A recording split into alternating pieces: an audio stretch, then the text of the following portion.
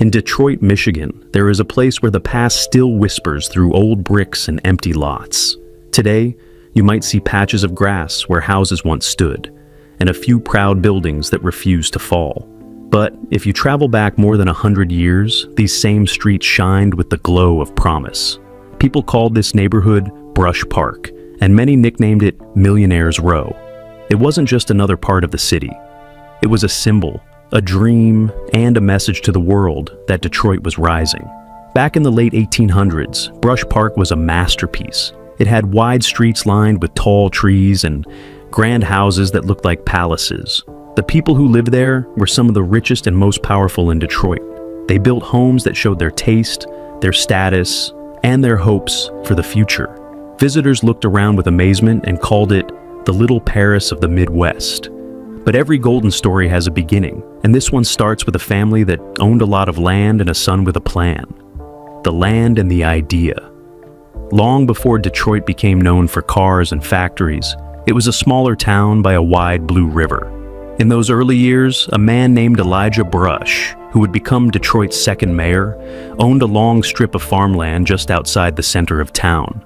The land stretched across fields where tall grasses waved in the wind and where the city's noise felt far away.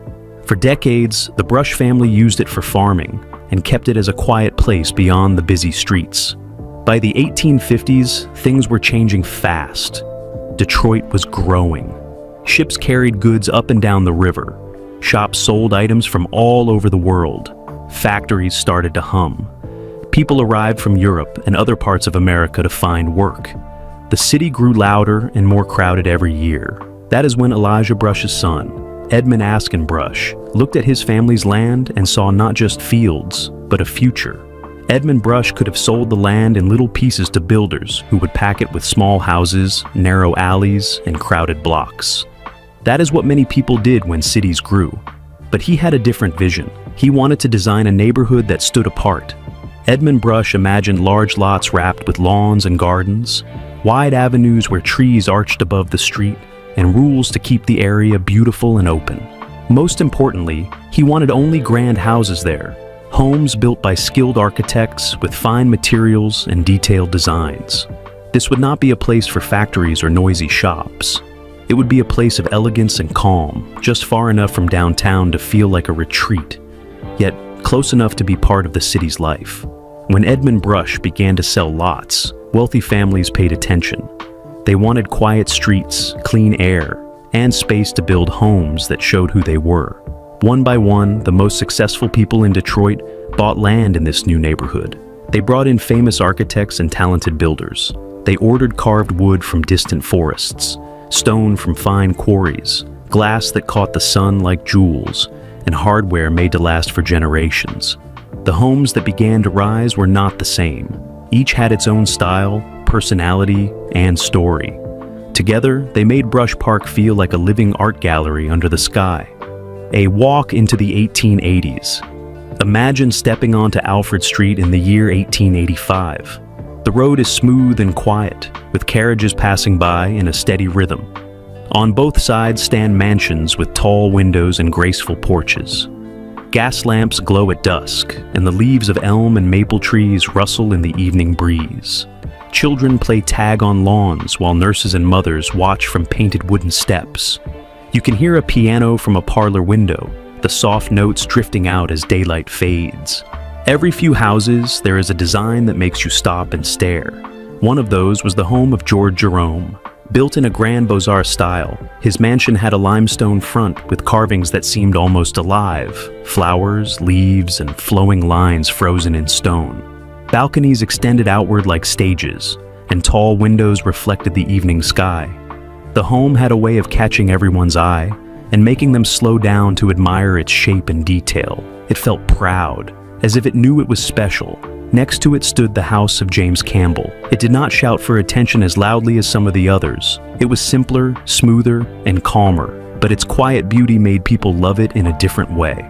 It felt like a person who does not brag, but still carries great confidence. James Campbell's home was a lesson in taste. Not every mansion needs towers and 100 carvings to be great. Farther down rose the Gothic Revival mansion of Elisha Taylor, one of the most powerful lawyers in the nation. His house sat on a double lot, which already told people he was important. Its roofline climbed into sharp points, and its windows stretched tall and narrow, like eyes looking toward the sky. Inside, the home must have glowed with chandeliers and polished wood. People who lived nearby often saw Elisha Taylor walking in the neighborhood, dressed in a tuxedo and top hat, like a character from a storybook. Children adored him and sometimes walked with him, as if guiding a famous grandfather back to his door. On a corner lot stood the Albert Eugene Fay White House, a proud Italianate mansion that seemed to nod at everyone who passed. Corner lots were special. They gave a home more light, more view, and more presence. Photos from those days show a horse tied to the hitching post out front, a carriage waiting by the curb, and well-dressed visitors stepping down onto the sidewalk. The corner house was a stage, and Albert Eugene Fay White knew it. But Brush Park was not just about private homes. It was also about the community that grew between them. A strong and active Jewish community built Temple Beth El, a sturdy stone synagogue that looked as if it would last forever. Christians filled the pews of First Presbyterian Church, a Romanesque building with heavy arches and a steady, towering grace. And children from across the neighborhood, no matter their faith, met each other at Irving Elementary School, which became known as one of the best schools in the city. Here, friendships crossed backgrounds and beliefs, and the next generation learned side by side. Even small details feel bright when people remember them. A man named D. Peters sold popcorn from a wagon pulled by a pony. He would move from street to street singing, and children would run to meet him with their pennies ready. For a tiny price, a child could hold a warm paper bag and taste a little moment of joy. Years later, those children would grow up and still remember the sound of his voice and the smell of fresh popcorn on summer nights. Life behind the doors. What was daily life like inside these mansions? In many homes, mornings began with sunlight pouring through tall windows onto polished floors. Servants opened shutters, lit kitchen stoves, and brought in deliveries, milk in glass bottles, fresh bread, and blocks of ice for ice boxes. On the dining tables, silverware shined next to fine china, each cup and plate set exactly in its place. Family members read newspapers printed with the latest news of business deals, shipping arrivals, and social events. Afternoons brought visits and calls. Neighbors might stop by for tea or to drop off invitations. Some homes held music lessons with pianos, violins, or even small string groups playing in rooms made for sound. At times, the laughter of children overlapped with the deep voices of men discussing legal cases, shipping routes, or the price of grain and steel. It was a neighborhood where ideas and money often met at the same table. Evenings were for porch talks and walks along the shaded streets. Gas lamps clicked on as dusk set in, casting warm circles of light on the sidewalks. Couples strolled, children finished their games, and the last carriages of the day moved slowly home. In the distance, one might hear a church bell, the whistle of a riverboat, or the low hum of a factory beginning the night shift. Brush Park felt safe, proud, and connected to the city, but still somehow above the noise and rush of downtown. How wealth showed up in stone. If you study the houses of Brush Park, you can see how people used architecture to express themselves. Some homes were designed in the Beaux-Arts style, which loved balance and grand details. Large steps, strong columns, and carvings that seemed to tell stories. Others were Gothic Revival, with sharp lines and dramatic shadows, like old European churches. Italianate homes, like the Albert Eugene Fay White House, enjoyed tall windows, brackets under the roof, and elegant shapes that moved softly from one line to the next. Together, these styles made the streets feel like a living museum where each block had its own rhythm. There was pride in building something beautiful and permanent. Families did not only want to live in comfort, they wanted to be remembered for their taste and their mark on the city. Why the rich chose Brush Park? There were many reasons wealthy Detroiters chose Brush Park. First, it was close to downtown, where many of them worked or did business. Yet, the streets felt quiet and spacious. Second, the large lots allowed for privacy, gardens, and carriage houses. Third, There were expectations, sometimes written into the rules for the lots, that kept the neighborhood orderly and fine. These expectations discouraged small, crowded buildings and kept businesses away from the homes. In short, Brush Park promised beauty and stability in a city that was growing and changing very fast. Behind that promise stood Edmund Brush's original idea, that design matters, that streets and trees shape daily life, and that rules can help protect the look and feel of a place. His vision worked. By the 1880s, Brush Park was not only successful, it was famous. A neighborhood with a heart. Yet the best stories about Brush Park aren't only about money and mansions. They are about people who treated the street like a shared front yard. Neighbors waved as they watered gardens. Children rolled hoops along the sidewalks. Families gathered on porches after dinner, telling stories or reading aloud. If a wedding took place at First Presbyterian Church, people up and down the block dressed nicely and walked over to see the bride step out of a carriage. If there was a celebration at Temple Beth El, shopkeepers and friends often stopped to say, Mazel Tov, and wish good luck. The neighborhood was not perfect, but it had a spirit, a shared pride, that made it more than a collection of houses. This spirit grew because people believed their choices mattered. They planted trees that would shade children not yet born. They built schools that welcomed students from different backgrounds. They sponsored charities and cultural events around the city. Even the simple habit of evening walks helped create a rhythm of kindness and attention. In those years, Brush Park felt like a place where beauty and community held hands. Shadows at the edge of the light. But even while Brush Park lived its golden days, change was already waiting just beyond the horizon. Detroit was growing, and not just in the old ways. New inventions were on the way. Machines that would change the shape of cities, the habits of families, and the very idea of distance. The quiet clip-clop of horses would soon be replaced by something louder, faster, and more powerful. And though that power would make Detroit famous, it would also shake neighborhoods like Brush Park in ways nobody expected. For now, imagine the final years of the 19th century in Brush Park. The air full of summer flowers, the streets lit by soft lamps, and the porches filled with neighbors who knew each other by name. The houses stood strong, their brick and stone catching the sunlight, and their owners believed the good times would last. They had no way to know that the very thing that would make Detroit the Motor City would also make their beautiful neighborhood begin to fade. The next chapter of this story brings us into the age of the automobile and the slow, surprising ways that progress can turn yesterday's dream into today's memory. The automobile age and the first cracks. As the 20th century began, the city of Detroit was changing faster than anyone could have imagined. The calm rhythm of the horse and carriage was being replaced by the steady growl of a new machine, the automobile. Streets that once echoed with the sound of hooves now rumbled with the first engines. Smoke from factories began to rise into the sky like gray ribbons, and the world was never the same again. Detroit became the beating heart of a new age. It was here that a man named Henry Ford perfected the assembly line. It was here that names like Dodge, Olds, and General Motors became known across the globe. In just a few years, Detroit turned from a busy city into the motor capital of the world. A place of invention, work, and incredible growth. But with progress came consequences.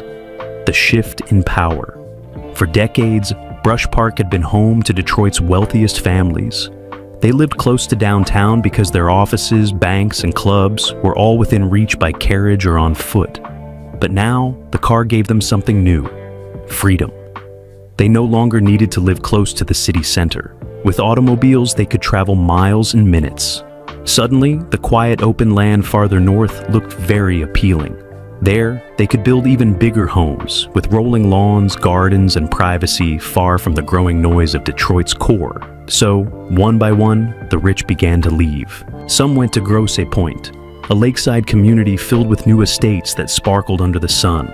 Others moved to Indian Village, known for its elegant architecture, or Bloomfield Hills, where land stretched as far as the eye could see. The move wasn't just about comfort, it was about status. The new rich wanted something newer, bigger, more modern, symbols of progress to match their modern cars. That left Brush Park behind. Empty mansions and new tenants, By the 1910s and 1920s, the neighborhood that had once defined elegance was beginning to age. Many of the mansions, though beautiful, were built before modern conveniences existed.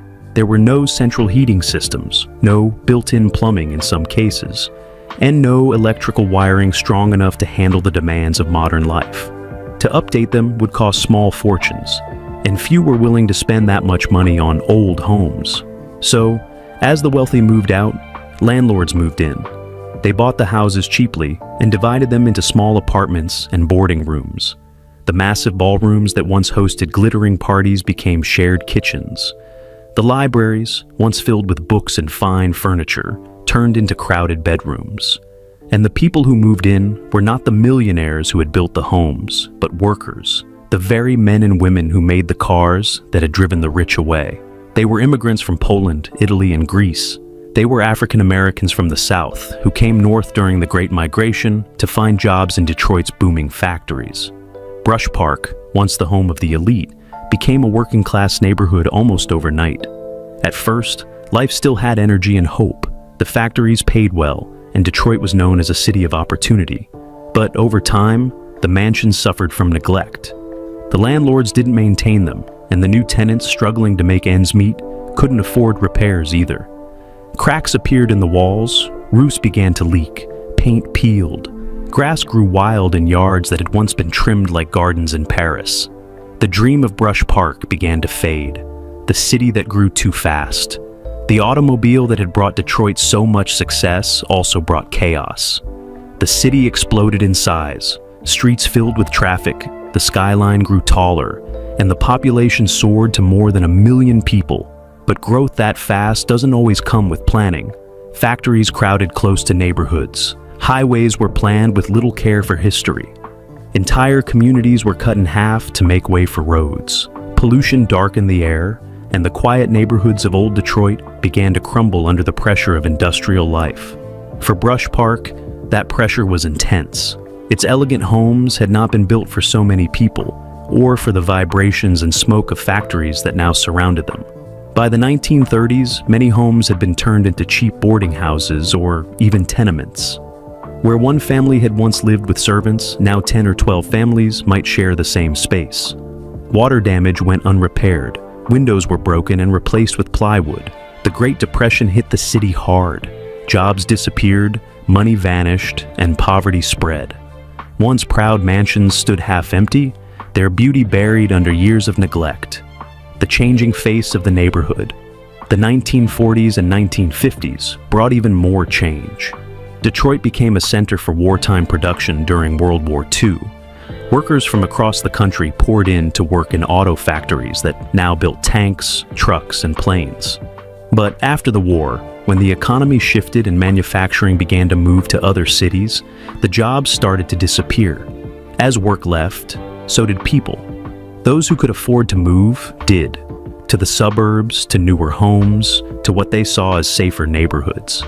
The people left behind were mostly poor, many of them people of color, who faced discrimination and had fewer choices about where they could live. Brush Park became one of the many places where Detroit's economic and racial divides became visible. What had once been a community of wealthy families became a neighborhood struggling to survive. Houses that once hosted musicians, politicians, and inventors were now falling apart. Streets that had glowed with lantern light were dark and cracked. The beauty of Brush Park had turned into something ghostly, a memory of what once was. The cost of progress. City leaders faced hard decisions. In the 1950s and 1960s, they looked at Brush Park and saw decay. To them, the solution was demolition. They called it urban renewal. They believed that by clearing the old and broken, they could make way for new buildings, parking lots, and modern development. But what they didn't realize was that in doing so, they were also destroying history. Entire rows of mansions were bulldozed. Churches that had once anchored communities were torn down or abandoned. In the 1960s, when the Fisher Freeway and the widening of Woodward Avenue were built, they cut directly through the heart of Brush Park, wiping out blocks of homes that had stood for nearly a century. What was left behind looked like a battlefield, patches of land where houses once stood, surrounded by a few survivors left to decay. Some people called it progress. Others called it a tragedy. By the 1970s and 1980s, Brush Park had become one of the most desolate parts of Detroit. Many of the remaining homes were abandoned. Fires, both accidental and deliberate, claimed what the bulldozers hadn't. For decades, the neighborhood stood as a haunting symbol, proof of how fast a city can rise and fall. The ghosts of Millionaires Row. If you had walked through Brush Park in the 1980s, you might have felt like you were walking through a ghost story. You would have seen broken staircases leading to nowhere, grand stone porches with weeds growing through the cracks, empty windows like hollow eyes staring at the horizon. And yet, even in ruin, there was beauty. The intricate carvings, the archways, the craftsmanship, all still visible under the decay. You could still imagine the laughter, the music, the life that once filled those spaces. Some photographers began to visit the neighborhood. They took pictures of the ruins, sunlight streaming through roofless rooms, ivy wrapping around staircases. Their photos were haunting, but also strangely beautiful. They reminded people that Detroit had once been a place of greatness, and that perhaps, under all the dust and silence, greatness still lingered. For many years, that was how the world saw Brush Park, as a symbol of Detroit's downfall. It appeared in newspapers, documentaries, and books as an example of urban decay. But not everyone agreed with that story. Some saw something else entirely. Not an ending, but a beginning waiting to happen. Because under the broken bricks and the peeling paint, Brush Park still had a heartbeat. The fall, the fight, and the return of a legend. By the late 1970s, Brush Park was nearly gone. Only a handful of the original mansions were still standing, and most were wounded, cracked, burned, or open to the rain. Vines crawled up once white walls, and roofs sagged under years of neglect. The streets that had once carried elegant carriages were quiet except for the rustle of trash in the wind. Yet in that stillness, something powerful remained. People who walked through the neighborhood could feel it, a weight of memory that refused to die. Detroit might have forgotten Brush Park, but Brush Park hadn't forgotten Detroit. The city turns away. In the 1980s, Detroit had larger problems to face. Factories were closing, unemployment was climbing, families moved to the suburbs, and the city's population fell faster than almost anywhere else in America. Government funding disappeared, and neighborhoods across Detroit began to crumble. For city leaders, Brush Park seemed like a lost cause, too far gone, too expensive to fix. Many thought demolition was the only answer. Every few months, another mansion fell to the bulldozers. Each time, neighbors watched a piece of history vanish into dust. But a small group of people refused to give up. Architects, historians, and preservationists began to meet in libraries and community centers. They carried old maps and photographs, comparing what the streets once looked like to what was left. They wanted to save whatever they could. One of them, a local historian named Kathy Bolmer, said, "Every brick here tells a story. If we tear them all down, we're tearing out our own memory." Her words stuck. Seeds of preservation. By the early 2000s, hope began to return, but quietly, like grass pushing through concrete. Younger Detroiters, artists, and photographers began exploring the ruins. They saw beauty in what had been lost. Photos of Brush Park's remaining mansions began to spread online and in galleries. People outside the city started to take notice. Documentary filmmakers arrived, walking through overgrown lots and interviewing the few residents who still lived there. One of them, an older man named Henry Giles, had stayed in the same boarding house for 40 years. He remembered when the streets were alive. "I used to sit on my porch," he said, "and imagine the people who built these places coming back, wondering what happened."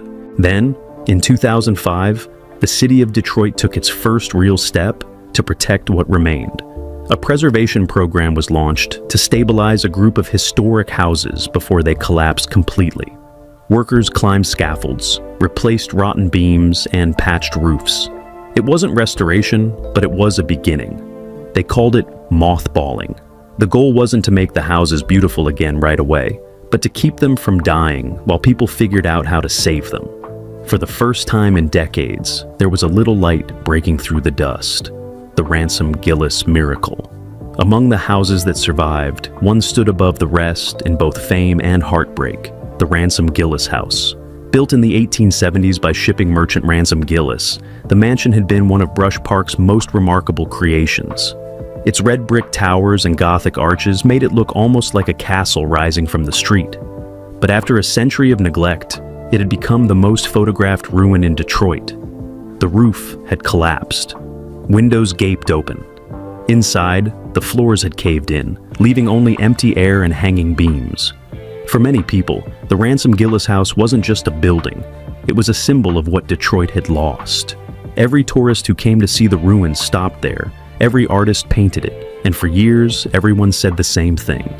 It was beyond saving. Then, in 2015, television host and home restoration expert Nicole Curtis decided to prove them wrong. Working with local preservation groups and developers, she began one of the most ambitious projects in Detroit's history, restoring the Ransom Gillis House brick by brick. The process was painstaking. Walls were rebuilt by hand. Woodwork was recreated from photographs. Every tile, every window, every railing was chosen to match the original. When the work was finally done, the house looked like it had stepped out of time. Its red towers gleamed again in the sunlight. For the first time in nearly 50 years, the Ransom Gillis House was whole. The restoration became national news. People who had never heard of Brush Park before saw the transformation on television and online. Suddenly, this forgotten neighborhood wasn't a symbol of ruin anymore. It was a symbol of rebirth. A plan for the future, the Ransom Gillis House sparked something. Developers and city leaders realized that saving Brush Park wasn't just about nostalgia, it could be about opportunity. Old beauty could inspire new growth. In 2016, a $70 million redevelopment plan was launched to bring the neighborhood back to life.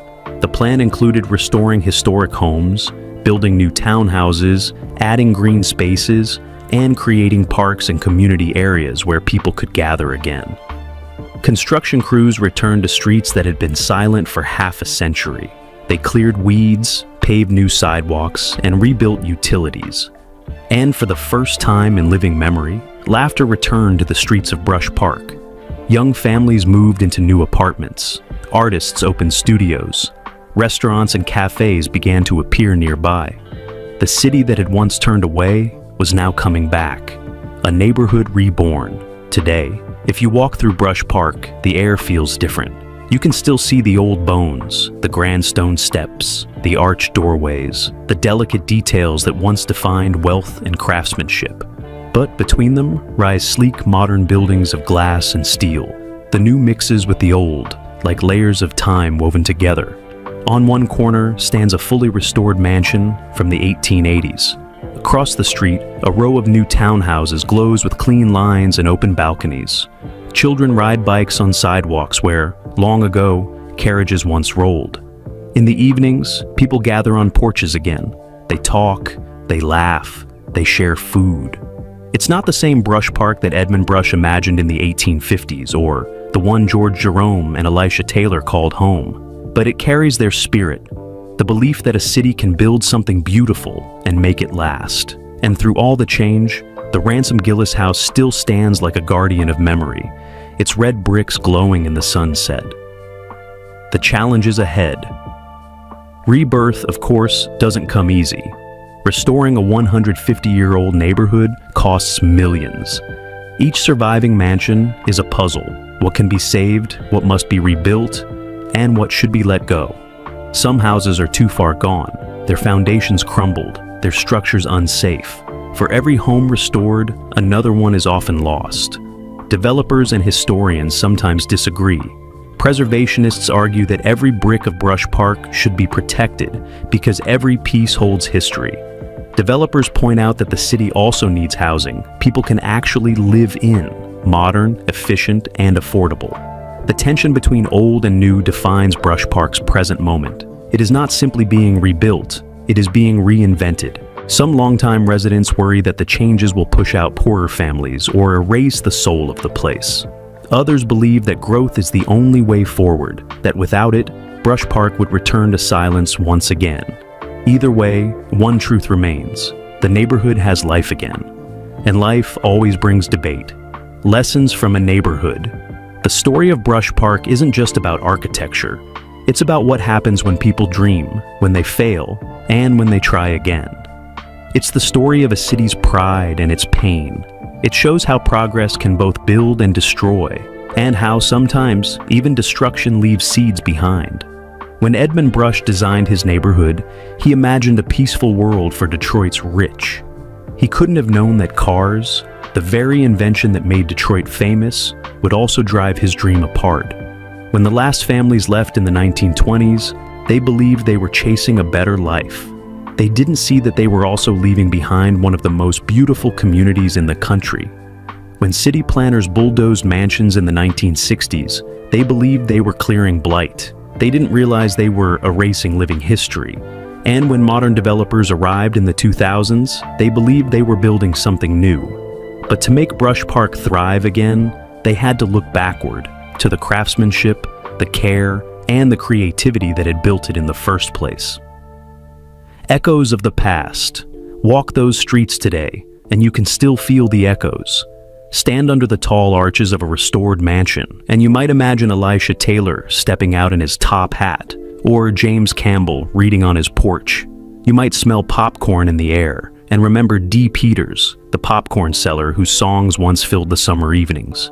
You might hear the creak of wagon wheels, the laughter of children running on the lawns, or the soft hum of conversation drifting from the porches where neighbors once gathered.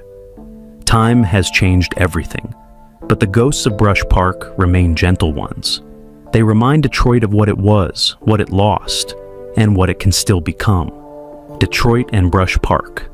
One story. In many ways, the story of Brush Park is the story of Detroit. A city born from ambition, grown through innovation, humbled by collapse, and now driven by hope. Both rose quickly on dreams of progress. Both fell hard when those dreams turned against them. And both are learning how to rebuild, not by forgetting their past, but by honoring it. Brush Park stands today as a kind of museum you can live in. Each block tells a chapter. The red brick mansions whisper of old wealth and style. The new buildings speak of change, energy, and survival. Together, they form a single message. No place is ever truly lost if people care enough to remember it. The legacy of Millionaires Row. The story ends where it began, with a dream. In the 1800s, Edmund Brush dreamed of a neighborhood where beauty and order would last forever. That dream was broken, forgotten, and nearly buried under rubble. But more than a century later, people found it again. Today, the George Jerome House, the James Campbell House, the Elisha Taylor House, and the Ransom Gillis House still stand as quiet witnesses. They have seen Detroit at its richest, its poorest, and its most determined.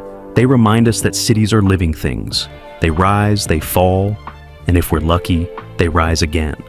As sunlight falls across Brush Park now, you can almost hear the city breathing, old and new together. The mansions no longer belong only to millionaires. They belong to everyone who believes that beauty is worth saving. And perhaps that's the greatest twist of all. The neighborhood that once shut its gates to keep people out has, in the end, opened them wide to invite the world back in. Manhattan today is a place almost everyone recognizes. It's the heart of New York City, a land of glass towers, honking taxis, and endless motion. If you walk through Midtown, you're surrounded by skyscrapers that touch the clouds. From Central Park, the skyline looks like a wall of silver and steel, shining in the sunlight. It feels timeless, as if these towers have always been here, but they haven't. Before the skyscrapers, before the blinding lights of Times Square, and long before Wall Street ruled the world, Manhattan looked completely different. In the late 1800s and early 1900s, a time called the Gilded Age, the island was a stage for something else entirely. Enormous stone palaces. These were not government buildings or museums. They were homes. Homes built by the richest families America had ever seen. The Vanderbilts, the Astors, the Rockefellers, and many others. They didn't want simple houses. They wanted castles. These Gilded Age mansions weren't just places to live. They were symbols, monuments to wealth, ambition, and competition. Each family wanted to outshine the other. Each mansion had to be grander, taller, and more luxurious than the last. It was a time of glittering chandeliers, horse-drawn carriages, and fortune beyond imagination. A time when a dinner party could cost as much as a house. But behind the marble walls, there was also greed, corruption, and fierce rivalry. The United States had few taxes back then. Business owners, known as barons of industry, grew incredibly rich while ordinary workers struggled. And to show their power, these barons built homes that looked like European palaces. They filled them with marble staircases, carved stone fireplaces, gold-trimmed ceilings, and paintings worth fortunes. Today, most of these palaces are gone, torn down, replaced by glass towers and apartment blocks. But their stories, and the people who built them, live on. So, let's step back in time, to when Fifth Avenue was lined not with skyscrapers, but with castles. Let's walk through the grand halls, under the chandeliers, and meet the families who turned New York into their kingdom. Our journey begins with a name that still sparkles today: Tiffany, the House of Tiffany. Where art met luxury. In 1882, Charles Louis Tiffany, the founder of the world-famous jewelry company Tiffany & Company, began building a mansion at the corner of Madison Avenue and 72nd Street. This wasn't just a house, it was a statement. Charles Tiffany had built an empire of diamonds and silver. His store on Fifth Avenue was already known as the place where America's wealthy came to buy jewels fit for royalty. But he wanted something more personal, a home that reflected not just wealth, but taste and creativity. So, he decided to build a mansion large enough for his entire family. And he had a big family. The home ended up with 57 rooms. That's right, 57. Most people today live in homes with maybe 6 or 7 rooms. The Tiffany mansion had almost 10 times that. The outside was built from limestone, giving it a strong yet elegant look. Its design stood out among the simpler brownstones nearby. Inside, the rooms were massive and filled with light. There were grand parlors for entertaining, dining rooms with long tables perfect for banquets, and cozy sitting rooms for family gatherings. There were servants' quarters, libraries, and drawing rooms, every space with a purpose. But what made this mansion truly remarkable wasn't just its size or its beauty. It was what was happening inside. Thanks to Louis Comfort Tiffany, Charles's son. Louis Comfort Tiffany, the artist in the tower. Louis Comfort Tiffany wasn't just the son of a rich man. He was a true artist. While his father worked with jewels and silver, Louis worked with color and light. He became famous for his breathtaking stained glass art, the kind you might see in an old church or museum. If you've ever seen a glowing Tiffany lamp with its colorful glass petals that look like a flower lit from within, that's his genius. When the mansion was being built, Louis Tiffany worked side by side with one of the most famous architecture firms of the time, McKim, Mead, and White. Together, they designed something special, a home that would also be a workshop for creativity. At the top of the mansion, Louis had a space built just for himself, an enormous 3-story art studio. Imagine standing inside a room so tall you had to tilt your head all the way back just to see the ceiling. It was filled with light from tall windows and glittering reflections from the stained glass he was experimenting with. At night, the glow from his furnaces and lamps could be seen from the street, a sign that Louis was working late, creating beauty while the city slept. He loved nature and often used it as his muse. Flowers, vines, insects, sunlight, all became part of his art. He tried to capture how sunlight shimmered on water, how the colors of a sunset danced in the sky, and how leaves glowed after a rainstorm. The Tiffany mansion wasn't just a symbol of wealth. It was a home filled with imagination and artistry. It stood as proof that creativity and craftsmanship could live side by side with luxury. But even masterpieces fade. The fall of the Tiffany mansion. Louis Comfort. Tiffany lived in the mansion until his final days, but by the time he passed away in 1933, the world around him had changed. The Gilded Age was over. The Great Depression had shaken the nation. People no longer had the same kind of wealth or patience for enormous, expensive houses. After his death, the Tiffany family sold the mansion. 3 years later, in 1936, it was torn down. In its place rose a modern apartment building, boxy, practical, and plain. The marble staircases, the carved doors, the grand studio where Louis Tiffany once created his shimmering lamps. All gone, but not forgotten. Because every time you see a Tiffany lamp glowing in a museum or someone's home, you're seeing the spirit of that mansion, the creativity, the artistry, and the legacy of one man who turned glass into light. Otto Kahn, the banker who built a palace for art. If you walk up Fifth Avenue today, between 91st Street and Central Park, you'll see a grand limestone building that looks like it belongs in Italy. Its windows are tall and arched, its walls carved with elegant details, and its presence demands attention. That building is the Otto H. Kahn Mansion, one of the few Gilded Age palaces still standing. Otto Hermann Kahn wasn't born into American wealth. He came from Germany and made his fortune in banking after immigrating to the United States. But unlike many of his fellow millionaires, Kahn was not just about money. He had a deep love for music, theater, and art. He dreamed of building not just a house, but a home for creativity. A place where musicians could perform, artists could gather, and ideas could thrive. Construction of the Kahn Mansion began in 1914 and lasted until 1918. It took 4 years of tireless work. Sculptors, carpenters, and stonemasons worked day and night, carving every corner by hand. The finished mansion was breathtaking, an 80-room palace, one of the largest private homes in America. Designed in the style of an Italian Renaissance palazzo, it brought a touch of old-world elegance to modern New York. Visitors arriving by carriage would enter through grand gates into a quiet courtyard where fountains whispered and sunlight reflected off the pale stone walls. Inside, the halls stretched endlessly, ceilings soared high above, carved with vines and patterns. Everywhere you looked, there was beauty. Marble floors, carved staircases, and chandeliers that shimmered like stars. But this mansion wasn't just for show, it was alive. Otto Kahn often hosted artists, writers, and performers in his home. His grand music room echoed with the sound of violins and opera singers. Lavish dinners were followed by impromptu concerts. It became a hub for New York's creative elite, a place where culture and wealth met under one roof. And perhaps most remarkably, the Kahn Mansion survived. Unlike many of its neighbors, it was never torn down. Over the years, it served many purposes, including as a school and cultural center. But its limestone facade and graceful beauty still remind us of a time when elegance was everything. Mrs. Astor, the queen of New York society. If Otto Kahn represented the world of art, Caroline Webster Schermerhorn. Astor, known simply as Mrs. Astor, represented the world of power. In the late 1800s, no one in New York had more social influence than Mrs. Astor. She decided who was in and who was out. Her word could make or break reputations.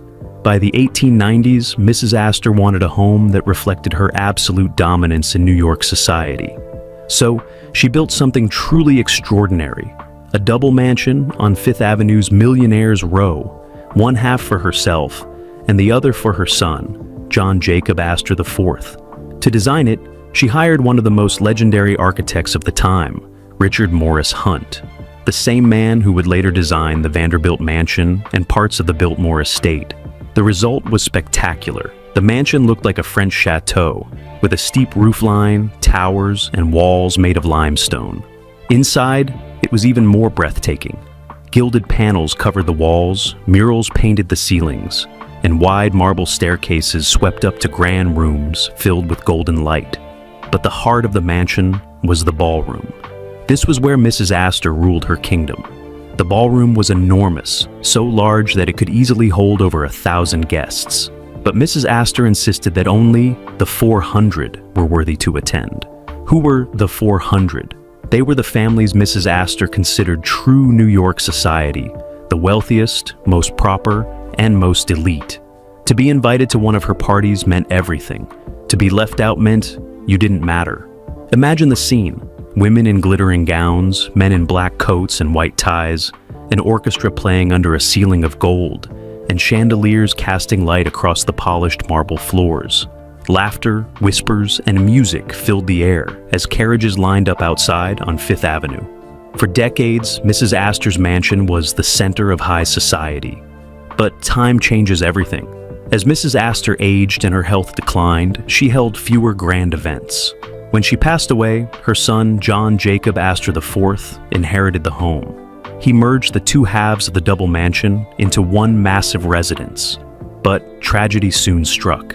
In 1912, John Jacob Astor IV boarded the RMS Titanic, one of the grandest ships ever built. When it sank in the icy Atlantic, he went down with it. He was one of the wealthiest men to die on that terrible night. His young wife survived, but the mansion, once a palace of laughter and music, became quiet. By 1926, it was torn down, and in its place rose the Congregation Emmanuel of New York, one of the largest synagogues in the world. Even though the house is gone, the legend of Mrs. Astor and her 400 still lives on, a symbol of how powerful and exclusive the Gilded Age elite could be. Charles Schwab, the man who built a castle of steel. Across the city, on Manhattan's Upper West Side, another dream was taking shape. One built not from old money, but from new industry. Charles Schwab, one of America's great steel magnates, was a man of ambition. In the early 1900s, he decided he would build a mansion to rival the grand palaces of Fifth Avenue. But he wanted his to stand apart. So instead of building among the Astors and Vanderbilts, Schwab chose a quieter, less fashionable location, Riverside Drive. People thought he was crazy, but he had a vision. He wanted to turn the West Side into the next great neighborhood of the rich. From 1902 to 1906, builders worked day and night on Charles Schwab's mansion. When it was finished, it was one of the most magnificent private homes ever built in New York City. It looked like a castle from France, a French chateau-style palace with tall turrets, balconies, and carved stone walls. The mansion had 75 rooms, including grand salons, libraries, dining halls, and music rooms. Inside, every inch was decorated. Ceilings were painted with plaster designs. Walls were paneled in dark wood and hung with paintings. Enormous fireplaces stood in nearly every room, carved from marble and stone. The mansion sat on an entire city block, surrounded by gardens and terraces overlooking the Hudson River. But Charles Schwab's dream didn't go as planned. The wealthy families he hoped would follow him to Riverside Drive never came. The Upper West Side became a middle-class neighborhood, and Schwab's great mansion stood alone, a glittering palace in a sea of modest apartment buildings. Then came the Great Depression. Like many businessmen, Schwab lost much of his fortune. His vast home became too expensive to maintain. He tried to sell it, but no one wanted it. The property taxes alone were enormous. In the end, Charles Schwab abandoned his dream home and moved into a small apartment, living out his final years with only a fraction of his former wealth. After his death, the mansion stood empty for years. Eventually, it was offered to the city as a possible mayor's residence, but the mayor turned it down, calling it too grand. By 1948, the once great Schwab mansion was torn down. In its place, a modern apartment complex was built, named the Schwab House, a faint echo of what once was. It's hard not to feel a bit of sadness when we think of Charles Schwab. His mansion was supposed to be a symbol of success. Instead, it became a symbol of how quickly fortunes and dreams can fade. The Vanderbilt Triple Palace, 3 mansions, 1 family. In the heart of Fifth Avenue once stood a creation so massive and dazzling that people called it the Vanderbilt Triple Palace. The story began with William Henry Vanderbilt, the son of the railroad tycoon Cornelius Commodore Vanderbilt. The Vanderbilts were among the richest families in America, and they wanted the world to know it. In 1882, William Henry Vanderbilt decided that one mansion wasn't enough. He built 3, all connected side by side, one for himself and one for each of his 2 married daughters. Together, these homes became known as the Triple Palace, a monument to family, fortune, and ambition. Construction was enormous. Over 600 workers labored day and night. 60 sculptors from Europe carved the limestone facade with flowers, faces, and detailed patterns. Inside, it was like stepping into a royal palace. On William Vanderbilt's side alone, there were 58 rooms. Every wall gleamed with gold. The ceilings were painted with angels and clouds. Furniture came from Europe, and priceless paintings lined the walls. The Vanderbilt art collection was legendary. There were tapestries from France, marble statues from Italy, and paintings by the world's greatest artists. Eventually, the collection grew so large that William Vanderbilt built an art gallery addition to his mansion, a room big enough to hold 3,000 guests. For a time, it was even open to the public. But even the richest man cannot control time. William Henry Vanderbilt died just 3 years after his masterpiece was finished, in 1885. His children inherited the homes, but his will forbade them from selling the property.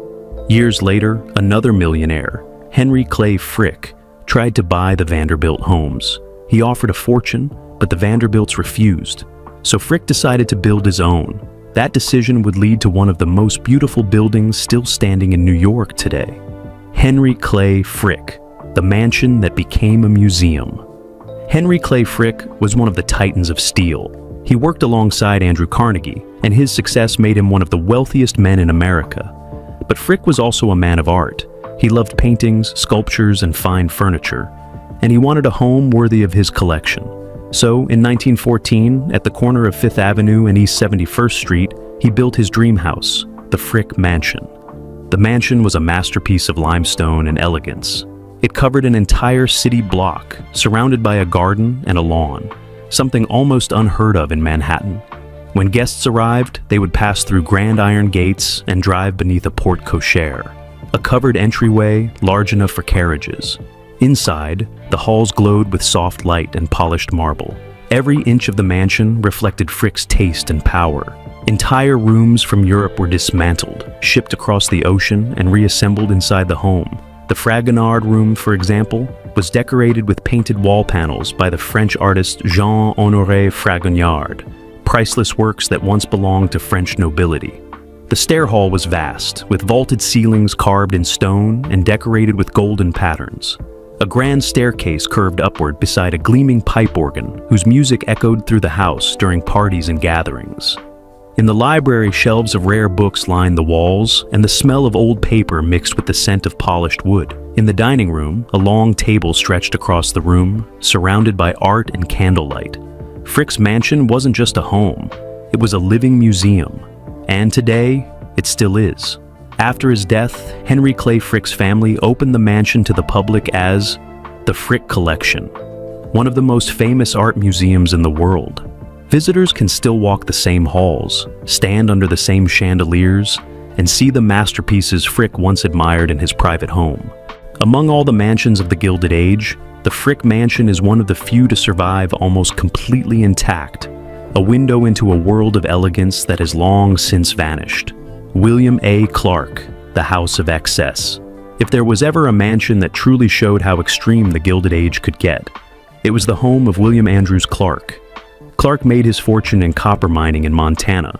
By the time he arrived in New York, he was one of the richest men in the world, and he wanted everyone to know it. In 1897, he began building a home that would outshine every other house on 5th Avenue. He chose the Beaux Arts style, famous for its marble, gold, and grandeur. The project took 14 years to complete. By the time it was finished, Clark's mansion had 121 rooms, including 25 guest suites, each with its own bathroom, a 90-foot-long library, and 35 servants' quarters. When people walked through the front doors, they entered a grand hall so large that the echo of footsteps lingered in the air. Ahead of them was a marble staircase that rose toward ceilings decorated with painted panels and golden trim. There was a music room, a banquet hall, and even a private art gallery with a skylight so big that sunlight poured in like liquid gold. At one end of the gallery stood a massive pipe organ that could fill the entire mansion with sound. The Petit Salon, one of the smaller sitting rooms, was one of the most detailed rooms in the house. Its ceiling shimmered with golden latticework that looked like sunlight trapped in metal. It was a marvel of luxury, but not everyone loved it. Many New Yorkers thought it was far too extravagant, even ugly. They called it Clark's Folly, saying it was proof that some men had more money than taste. Still, William A. Clark didn't seem to care. For him, the mansion was a symbol of victory, a castle for a king of industry. Yet, like so many other palaces of the Gilded Age, it didn't last. William A. Clark died in 1925. Only 2 years later, his enormous mansion was demolished. The land was worth more than the building itself. An apartment building rose in its place, and the grandest private house in Manhattan was gone, erased as if it had never existed. But stories of Clark's folly remain, reminding us how the Gilded Age could transform ambition into obsession. Cornelius Vanderbilt II, the largest house in Manhattan. If Clark's mansion was excessive, Cornelius Vanderbilt II's mansion was colossal. The Vanderbilt family already had dozens of mansions across the country, but Cornelius Vanderbilt II, the grandson of the Commodore, wanted one that would outshine them all. In 1883, he began construction on his Fifth Avenue home. At first, it was already huge, but as the years went on, Cornelius decided it still wasn't big enough. So, he bought every single house on the block and tore them all down. In their place, he built what became the largest private residence ever constructed in Manhattan. The finished mansion had 130 rooms spread across 6 floors, plus several basements. In total, it covered 125,000 square feet, more than most modern skyscrapers give to an entire company's office space. Architect Richard Morris Hunt, the same man who built Mrs. Astor's mansion, designed it in the chateau style, with towers, steep roofs, and balconies that look straight out of France. Inside, gold covered the walls, marble filled the halls. Every staircase curved like a sculpture.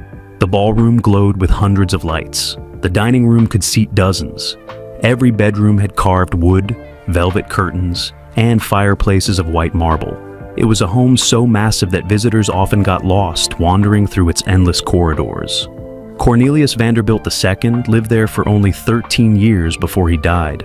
His wife, Alice Vanderbilt, inherited the property and tried to maintain it, along with their summer mansion, The Breakers, in Newport, Rhode Island. But times were changing. By the 1920s, skyscrapers were rising all around. The costs of maintaining these massive private homes became impossible. Wealthy families moved into luxury apartments, and the age of the private palace was coming to an end. In 1926, Alice Vanderbilt finally sold the mansion, not for its beauty, but for the land beneath it.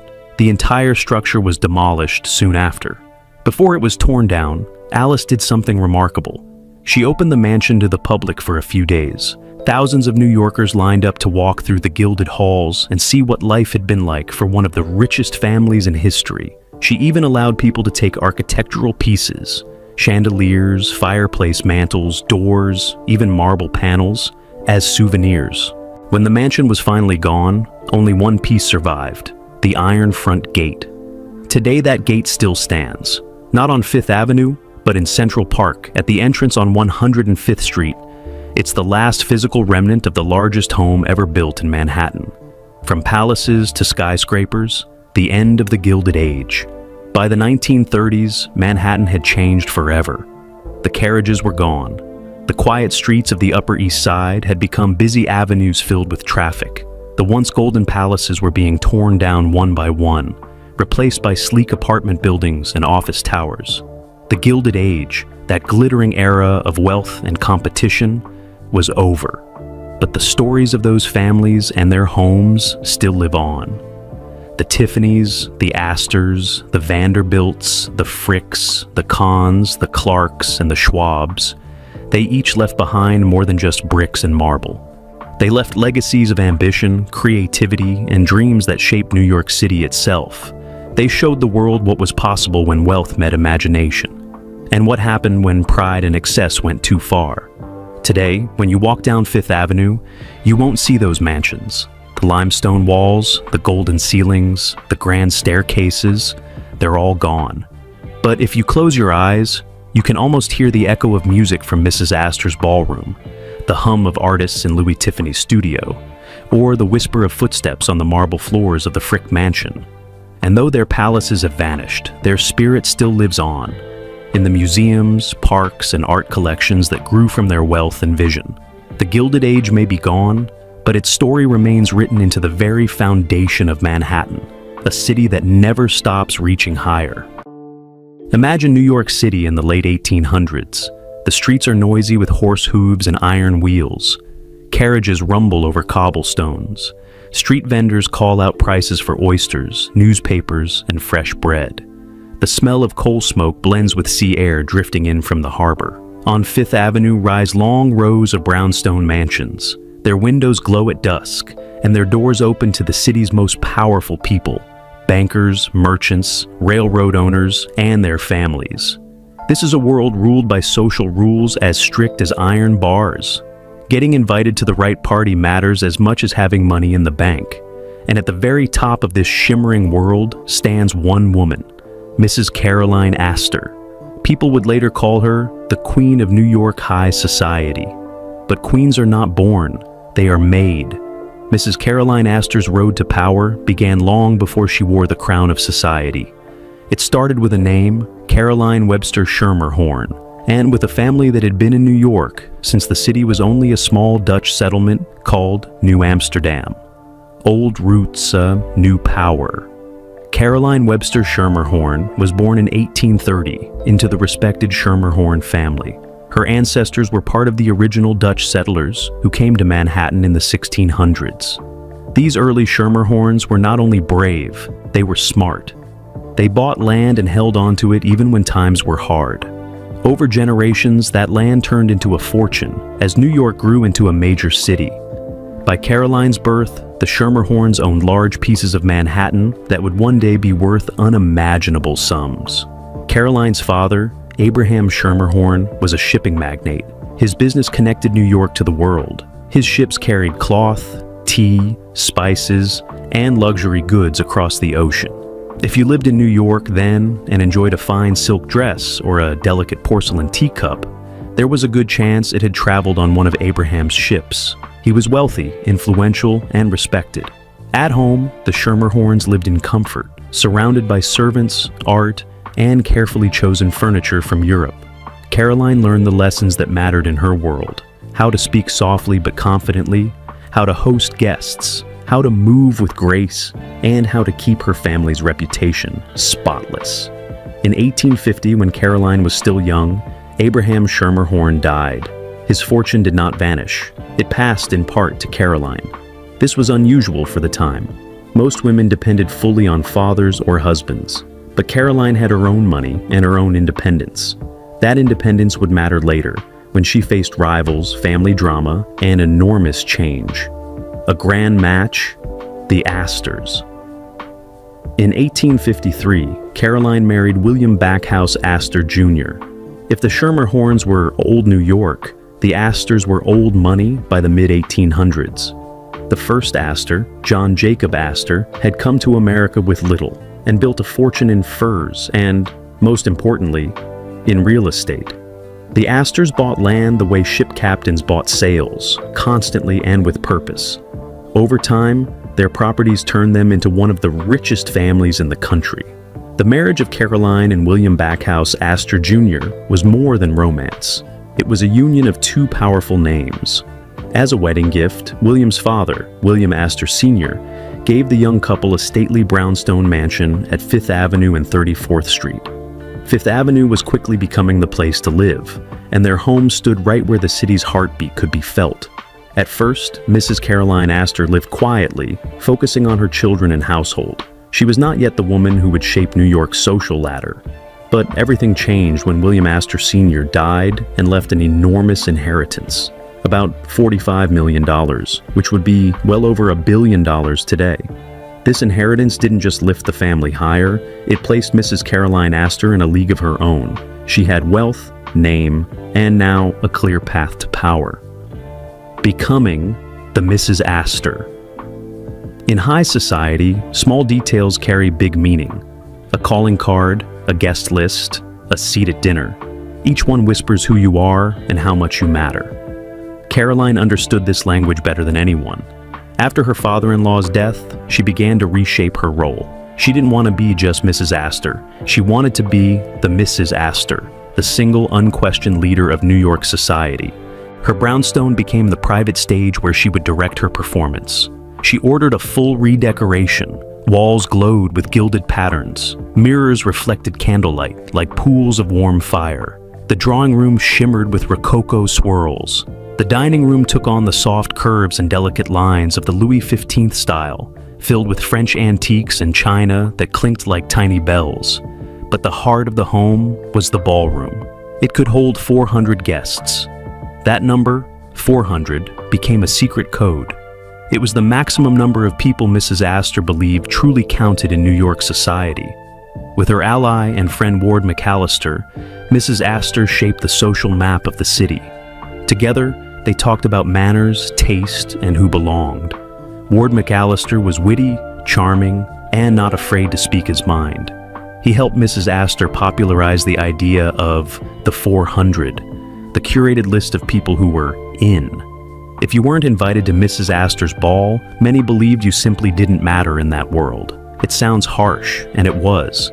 But those were the rules of the Gilded Age. Beauty, money, behavior, and connections decided almost everything. How social power worked.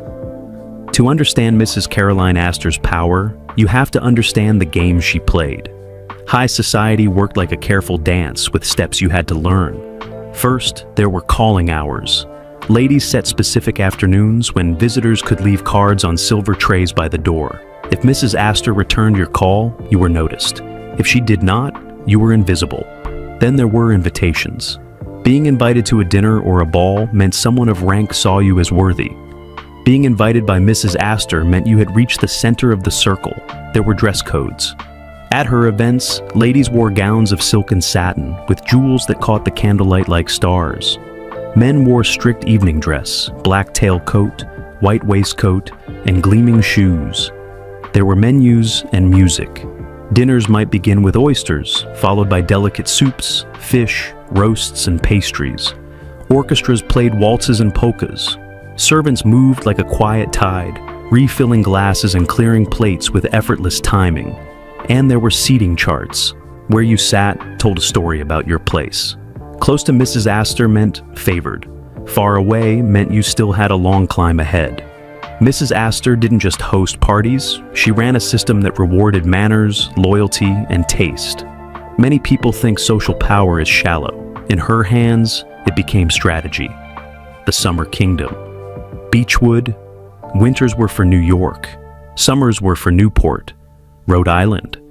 In the late 1800s, Newport was where America's richest families escaped the heat and competed, quietly or loudly, for status. Here, along the rocky coast, grand mansions rose like palaces. The sea wind smelled of salt and roses. Lawns ran down to the cliffs, and waves thundered below. In 1881, Mrs. Caroline Astor bought Beechwood, a mansion that would become her summer palace. To make it worthy of her rule, she hired the celebrated architect Richard Morris Hunt. He expanded Beechwood and added a ballroom that could hold 400 people, keeping to Mrs. Astor's signature number. Rooms were dressed in silk and velvet. Marble fireplaces glowed with reflected candle flames. Chandeliers spilled warm light like rain. At Beechwood, the social season ran like clockwork. Afternoons might bring lawn games, tennis, and carriage rides along the cliffs. Evenings brought dinners, concerts, and masked balls. The orchestra tuned up. The doors opened, the invited swept in, and the excluded remained on the outside, listening to the music drift over the hedges. For 8 weeks a year, if you were anyone in Newport, you waited for Mrs. Astor's invitation. There was joy at Beechwood, the joy of celebration and beauty, but there was also tension. New families with brand new fortunes wanted in. Old families guarded the gates. Mrs. Astor stood at the crossroads, deciding who crossed the threshold. Old money versus new money. The Gilded Age was a time of breathtaking change. Railroads stretched across the continent. Steel built the skeletons of new skyscrapers. Factories produced goods faster than ever. New fortunes appeared almost overnight. But the old families, the Schermerhorns, the Astors, and others, believed that money alone did not make a person refined. This is where Mrs. Caroline Astor drew a line. She valued tradition, good manners, and careful taste. She wasn't against change. After all, she lived in a city that reinvented itself constantly. But she believed that true status had to be earned over time. This belief put her at odds with some newcomers who wanted quick acceptance. There were famous social clashes. One of the most dramatic involved the Vanderbilt family, who had massive railroad wealth but struggled to gain acceptance into the highest circles. Mrs. Astor's careful control of invitations sent a message. Money could open many doors, but not all doors, and not immediately.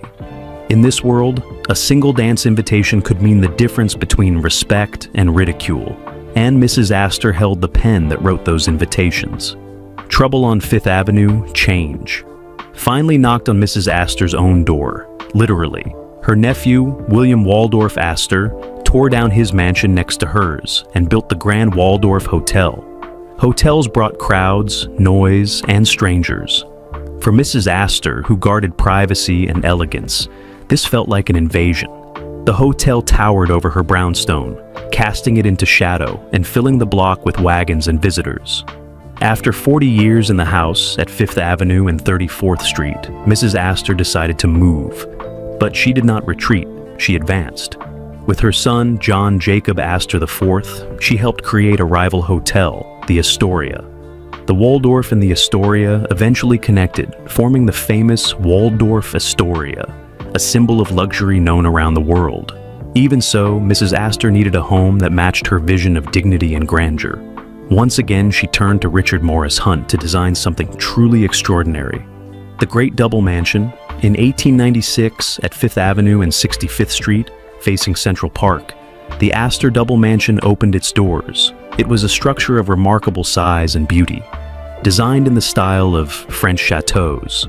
The facade rose with strong lines and carved stone.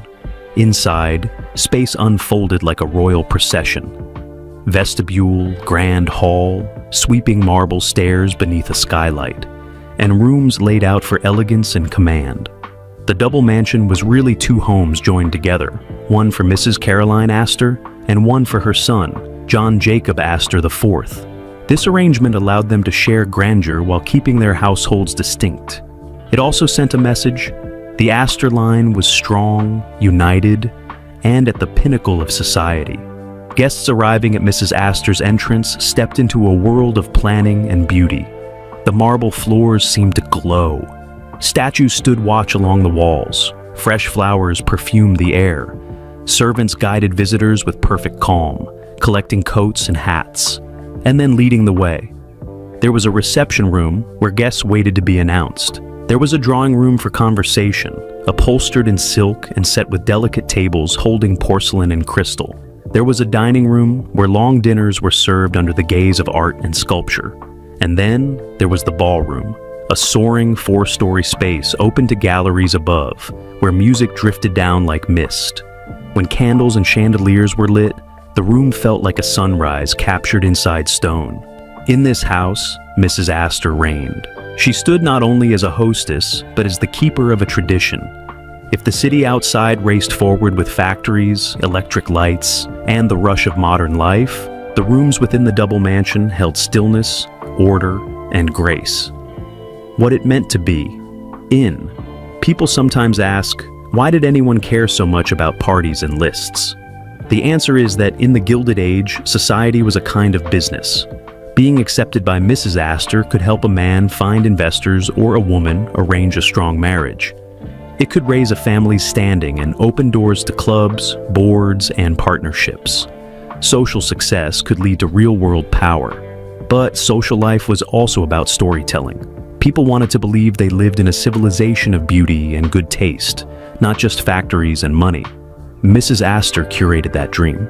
She created a stage where the city's leaders could pretend for an evening that America was as polished as any European court. The work behind the beauty. Behind every polished event stood work, endless work. Weeks before a major ball, Mrs. Astor's staff would begin preparations. Cooks ordered ingredients for a dozen courses. Florists planned arrangements of roses, lilies, and ferns. Footmen practiced the order of service so plates would glide from kitchen to table without a single crash or delay. Tailors and dressmakers were busy too.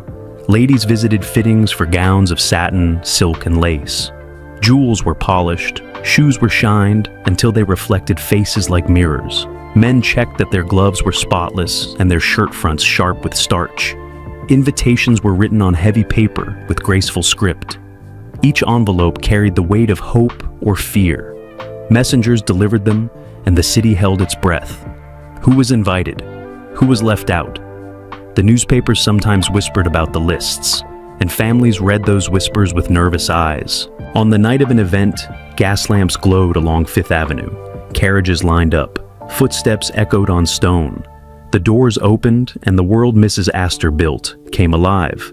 The orchestra began, the dancers took their places, and somewhere, in the hush before the first notes, Mrs. Caroline Astor looked over her kingdom and saw that the evening would be perfect. A private person in a public role. Although she ruled public life, Mrs. Caroline Astor was, in many ways, private. She did not seek the stage the way some people do today. She believed in restraint, in not showing too much of oneself.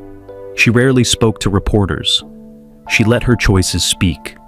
Who she visited, who she invited, what causes she supported. People who met Mrs. Astor remembered her poise, her calm voice, and the way she made a room feel still. She could be warm to those she respected, and cool to those she felt were bold or careless. She believed that influence came from self-control, not noise. In an age of bragging and sudden wealth, her quiet strength set her apart. The city transforms. While Mrs. Astor perfected her world, the city outside transformed. Electricity lit streets where gas lamps once flickered. Telephone wires connected neighborhoods. Elevated railways rattled above the avenues. New immigrants arrived daily, carrying dreams and building futures. The skyline climbed higher. Some people said the old rules no longer fit the new city. They believed Americans should celebrate energy and invention more than etiquette and elegance. Others looked to Mrs. Astor as a steady anchor, proof that even in change, there could be order and beauty. In a way, New York needed both, the rush of progress and the balance of tradition, the cost of the crown. To hold power is to carry weight. Mrs. Astor maintained her position for decades, but it demanded perfection. There could be no sloppy event, no careless feud, no public embarrassment. Every invitation was a decision. Every decision had consequences. Friends expected favors, rivals looked for mistakes. The crown of society was not just a jewel, it was a burden that required focus and discipline. And then, when it seemed she would rule forever, life shifted with a single step on a marble stair. The beginning of the end. One day, inside the double mansion, Mrs. Caroline Astor slipped and fell. Marble is beautiful, but it is not forgiving. The fall left her with a serious head injury. She tried to continue, tried to host, to plan, to be the center of the room, but something had changed. Her strength faltered. Her memory did not always serve her. The calendar of events grew thinner. The nights became quieter. The grand house felt too large. Servants moved more slowly. Doors that once swung open stayed closed. Friends lowered their voices when they spoke her name. The queen was still alive, but her kingdom felt distant, as if wrapped in fog. In those quiet rooms, Mrs. Astor faced what all rulers face, the truth that no one can hold a crown forever. The queen grows silent. After her fall, Mrs. Caroline Astor slowly withdrew from the world she had once ruled. For years, the grand double mansion had been filled with light and laughter. Now, its echoing halls felt still, almost sacred. The chandeliers gathered dust. The orchestra no longer played. The carriages that once lined the street no longer stopped at her door. Her family tried to keep her comfortable. Servants continued their duties with quiet respect. But everyone in New York knew the truth. Mrs. Astor's reign was ending. Those who remembered her prime spoke of her as if she were royalty who had gone into hiding. The queen does not receive visitors anymore, they would whisper. Outside her mansion, the city marched into the future. Skyscrapers rose higher than anyone had imagined. Electric lights replaced gas lamps. Telephones rang in offices and homes. Automobiles began appearing on the streets, startling horses and pedestrians alike. It was a new world, faster, louder, more open, and one that no longer played by Mrs. Astor's rules. Inside her home, though, time stood still. The walls were lined with portraits of ancestors who had founded dynasties. Her ballroom remained perfectly preserved, its mirrors reflecting a ghostly memory of the parties that had once defined New York society. Sometimes Mrs. Astor would ask about old friends, unaware that some had passed away. Sometimes she would talk about her next ball, even though no such event was planned. To the servants who loved her, it was heartbreaking. The woman who had built New York's social order now lived in a world that existed only in her mind. The last interview. In October 1908, not long before her death, Mrs. Caroline Astor agreed to one final interview with The Delineator, a popular magazine for women. It was rare for her to speak publicly, but perhaps she knew it was her last chance to share her thoughts. She spoke softly but clearly, reflecting on her life, her choices, and the future of society. Her words revealed both wisdom and humility. She said, "I am not vain enough to think New York will not be able to get along very well without me. Many women will rise up to take my place, but I hope my influence will be felt in one thing, and that is in discouraging the undignified methods employed by certain New York women to attract a following." It was a gentle warning, not just to her peers, but to future generations.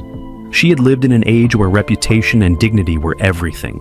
She feared that the coming age, one driven by wealth, publicity, and speed, would forget those values. Her final message wasn't about jewels, mansions, or money. It was about self-respect. Soon after, Mrs. Caroline Astor grew weaker. In late October 1908, surrounded by family and servants, she passed away quietly in her sleep. She was 78 years old. Her death was headline news. Newspapers across the country wrote about the end of an era. For nearly 50 years, Mrs. Astor had shaped American society. She had defined what it meant to be refined, fashionable, and elegant. Now, her throne was empty, a son's tragic fate. After Mrs. Astor's passing, her son John Jacob Astor IV became the head of the family. He inherited both halves of the great Fifth Avenue mansion and the beloved summer estate, Beechwood. John Jacob was charming, intelligent, and creative. He was an inventor, a businessman, and a writer. He modernized his mother's mansion, combining the two halves into one grand home, and updating it with the latest technology of the early 1900s, electricity, telephones, and elevators. He also continued to host parties, though the world had changed. The grand balls of his mother's day were fading. New York society was beginning to mix old money with new. Artists, actors, and even journalists were now being invited into circles that Mrs. Astor would never have approved of. Still, John Jacob Astor IV carried himself with the grace and confidence of his lineage. In 1911, he remarried, taking a young bride named Madeline Force, who was nearly 30 years younger than he was. Their marriage caused scandal in society pages. People whispered that it was improper for a man of his age and class to marry so soon after divorcing his first wife. But John Jacob was not a man to hide from gossip. In 1912, he and Madeline decided to travel to Europe for their honeymoon. After several months abroad, they booked passage home on a brand new ship, the largest and most luxurious ever built. Its name was RMS Titanic, the Titanic disaster. The Titanic set sail from Southampton, England on April 10, 1912. It was a floating palace, marble staircases, grand dining rooms, crystal chandeliers, and cabins so elegant they rivaled any mansion on land. For John Jacob Astor IV, the ship must have felt familiar, a new world echoing the opulence of his mother's. When the ship struck an iceberg in the freezing waters of the North Atlantic on the night of April 14th, chaos followed. Passengers scrambled to lifeboats. The freezing wind howled through the darkness. John Jacob Astor IV helped his young wife Madeline, who was pregnant, onto a lifeboat.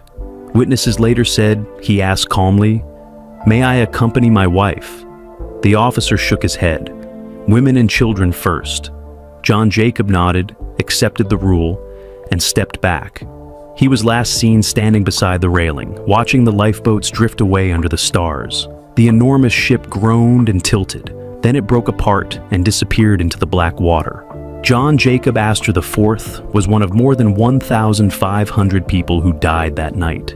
His body was recovered days later, identified by the initials on his clothing and a gold watch still ticking in his pocket. The tragedy shocked the world. For New York, it was more than a disaster. It was the symbolic end of an age.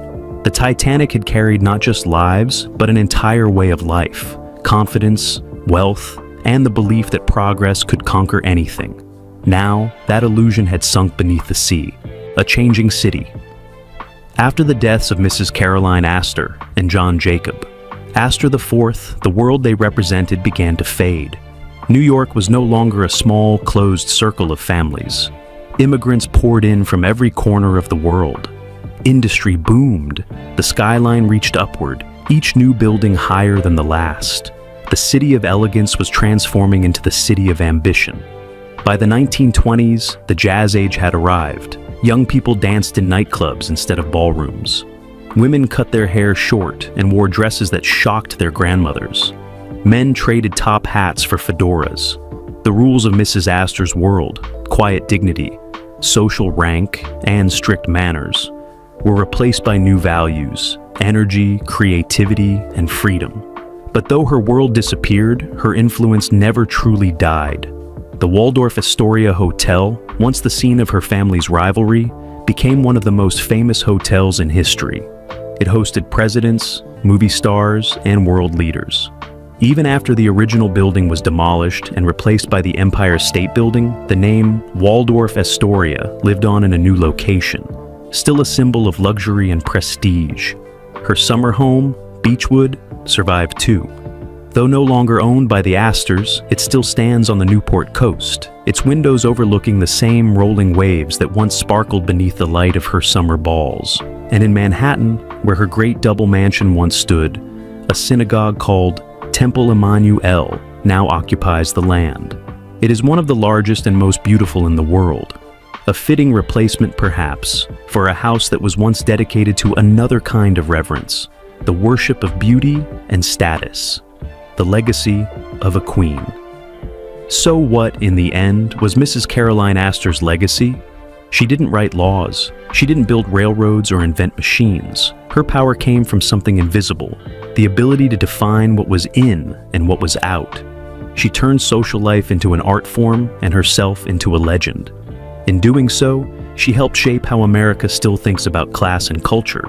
When we talk about high society, influencers, or exclusive guest lists, we are, in a way, continuing her traditions. She understood that image could be as powerful as money, a lesson that echoes today in everything from fashion weeks to celebrity galas.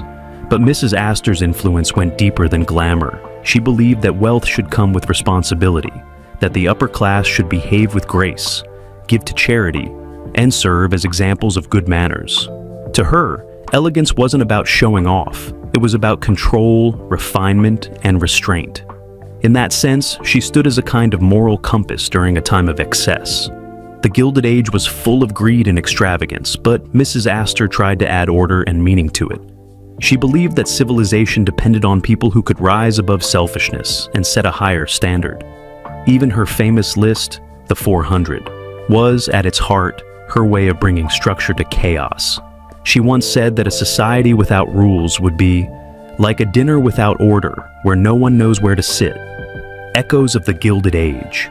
More than 100 years later, you can still find traces of Mrs. Caroline Astor's world in New York. Walk down Fifth Avenue, and you'll see marble buildings with carved facades that look like palaces. Step into a luxury hotel, and you'll feel the same spirit of opulence that she once embodied. Even in modern parties, from fashion shows to charity galas, there's an unspoken hierarchy, a sense of who gets invited and who doesn't. The velvet ropes outside exclusive events are the modern-day version of Mrs. Astor's guest lists. She might not recognize today's world of selfies and social media, but she would understand the desire behind it, the wish to be seen, admired, and accepted. The difference is that in her time, acceptance came not from followers or fame, but from refinement and reputation. There's something almost haunting about that contrast. Mrs. Astor built her world with patience, tradition, and quiet influence. Today's world moves at lightning speed, built on attention and novelty. Yet both chase the same dream, to belong among the elite, to have one's name spoken with admiration. The woman behind the crown. It's easy to see Mrs. Caroline Astor as a symbol, the queen of society, the face of an era. But she was also human. She loved her children deeply. She endured the pain of aging, of losing her strength, and finally of losing her son in one of the greatest tragedies of the century. Those who knew her said she had moments of kindness that didn't make the newspapers. She quietly donated to charities and churches. She supported artists and young women who needed guidance. She could be strict, but she wasn't cruel. Her standards came from a belief that life should be lived beautifully, not just in appearance, but in behavior. In her last years, when illness dimmed her memory, it's said that she sometimes asked about her next party, as if the grand season were just about to begin again. Perhaps in her heart, she never left that world of music and candlelight. Perhaps she still heard the echoes of violins and laughter drifting down her marble halls. The end of an era. By the time Mrs. Astor's story ended, America had changed forever. The Gilded Age, with its gowns, carriages, and glittering mansions, gave way to the modern world of machines, motion, and electricity. The families she had once deemed new money became the old names of the next century. The Vanderbilts, Carnegies, and Rockefellers built legacies of their own. Women's roles began to change. The vote, education, and independence slowly opened to them. And yet, the memory of Mrs. Caroline Astor remained. Writers, historians, and filmmakers would return to her name again and again, seeing in her life a symbol of both grace and vanity, both beauty and fragility. In truth, her story is not just about one woman. It's about the rise and fall of an age, the marble staircases she climbed, the chandeliers that lit her face, the music that played in her ballroom. They were all part of a larger dream, that America could create its own kind of royalty, the eternal queen. Today, as you walk through New York City, you can still sense Mrs. Astor's shadow among the skyscrapers. She may not have left behind castles or crowns, but she left behind ideas about taste, ambition, and the desire to stand out in a crowd. She reminds us that power doesn't always come from laws or armies. Sometimes it comes from presence, the quiet strength of someone who knows who they are and what they represent. When you hear the words Gilded Age, you might think of wealth and luxury, but behind the gold surface was a woman who gave it shape.